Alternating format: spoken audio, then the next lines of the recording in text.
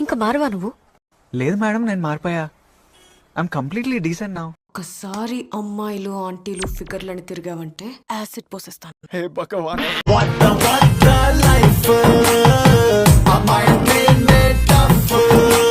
Hello hello, ఎవరు? నేను. నేను మీ అమ్మ బాబుల పేరేం పెట్టలేదా? పెట్టారు. మరి చెప్పి సావు, పేరు చెప్పడానికి బల్పా? Geeta. Madam madam madam madam sorry madam, మీరందరూ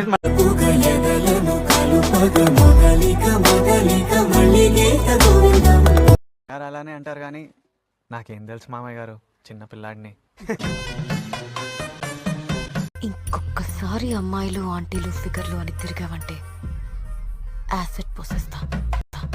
ఇంకేం అమ్మాయిలండి బాబు, అబ్బో ఈ భూమి మీద అమ్మాయిలనే ఐటమ్ ఉందని ఈ క్షణం నుంచి మర్చిపోయానండి. Sorry madam.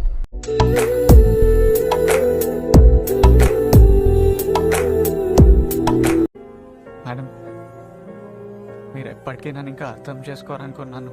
నా బాధ మీకు అర్థమవుతుందా?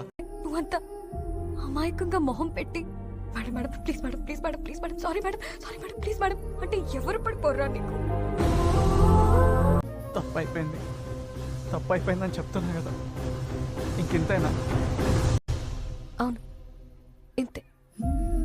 పక్కన మనమే ఏమైపోని మాకేం పట్టదు పొమ్మంటారు. పర్లేదే, ఫోన్ చేసిన 5 minutesకే కార్ తీసుకొచ్చి ఇచ్చేంత రిచ్ ఫ్రెండ్స్ ఉన్నారు నీకు. ఏడ్చాడు మేడం, వాడికంత సీన్ లేదు, ఈ కార్ నాది. మరి కారుండగా ఎన్ని రోజులు బైక్ ఎందుకు తీసుకొస్తున్నావు? అంటే మేడం, ఇప్పుడు మనం వెడ్డింగ్ కార్డ్స్ ఇస్తున్నప్పుడు ఈ ఎక్కి దిగడానికి బైక్ మీద వెళ్తే. నీ గురించి తెలుసు కూడా, ఇవన్నీ ఎందుకు అడగాలి నేను?